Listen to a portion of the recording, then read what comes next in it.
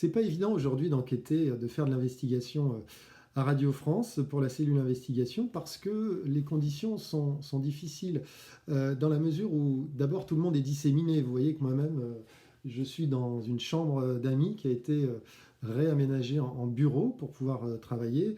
L'équipe avec laquelle je travaille habituellement est elle aussi à domicile, disséminée, donc on ne peut plus communiquer que par conférence téléphonique ou par visioconférence. Et puis, les relations avec les sources sont différentes aussi, dans la mesure où, pour enquêter, il est important d'établir un rapport de confiance avec ces sources, donc d'avoir une relation interpersonnelle.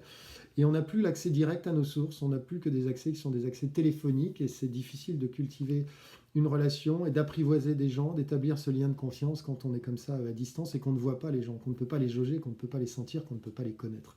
Donc toutes ces conditions font que le travail est plus difficile. Il est plus difficile aussi parce que nous avions antérieurement une émission hebdomadaire et nous intervenions de manière hebdomadaire sur les différentes chaînes de Radio France pour produire une enquête par semaine sur France Inter, sur France Info, sur France Culture, sur le réseau des radios locales de France Bleu. Et ça, on ne peut plus le faire puisque les moyens de production ne le permettent plus. Donc on s'est complètement réorganisé. On travaille maintenant sur des enquêtes beaucoup plus courtes, dans des temps extrêmement réduits, sans tenir compte des formats. C'est-à-dire que là où on avait une émission avec des grandes enquêtes d'une demi-heure, une trentaine de minutes, aujourd'hui, on a des petites enquêtes, parfois qui font 1 minute 50 secondes, mais qui permettent de positionner dans les news, comme on dit, des informations qui sont des informations la plupart du temps exclusives. Donc on s'est recentré exclusivement sur le Covid. Alors sur quoi on travaille? Ben, on a enquêté sur les causes de la contamination. Il y a eu par exemple à Mulhouse, dans l'est de la France, un rassemblement évangélique extrêmement important qui a réuni près de 2500 personnes et qui a contribué à la dissémination du virus de manière très forte. On a retravaillé sur ce rassemblement pour comprendre qu'est-ce qui s'était passé à ce moment-là et combien de personnes avaient été infectées et dans quelle région elles étaient allées ensuite pour comprendre comment le virus avait pu passer d'une ville au reste du pays, y compris en Corse d'ailleurs, dans l'île de la Corse. Et on s'est rendu compte que sur 2500 personnes, 2000 avaient été infectées à l'occasion de ce rassemblement. On a aussi travaillé sur les conséquences de ce virus, notamment sur les conseils municipaux. Il y a eu en France le premier tour des élections municipales qui a été maintenu malgré la crise, et on s'est rendu compte que ce premier tour a été dévastateur pour un certain nombre d'élus, de maires qui ont été contaminés. Certains sont décédés. Il y a des conseils municipaux qui sont empêchés maintenant, qui sont impuissants et qui ne peuvent pas fonctionner ou très difficilement à cause de cette contamination.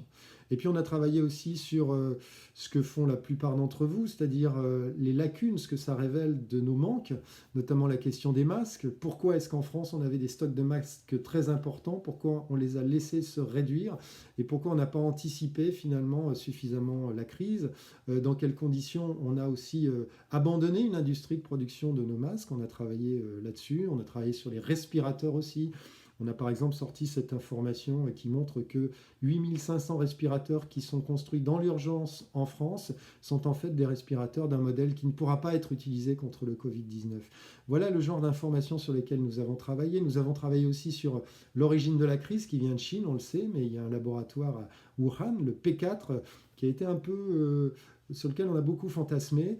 Nous avons enquêté sur ce laboratoire dont on s'est rendu compte qu'en fait il avait un peu été conçu par les Français, dans la mesure où la France a collaboré à sa création pour qu'ensuite les Chinois finalement reprennent la maîtrise et éloignent les Français qui n'ont plus de droit de regard sur ce qui se passe là-bas. Donc nous avons également travaillé là-dessus. Donc toutes sortes de sujets sur lesquels nous tentons de continuer d'enquêter en allant peut-être moins en profondeur, en prenant peut-être moins de temps, mais en essayant d'être le plus utile que nous puissions pour notre groupe, donc Radio France.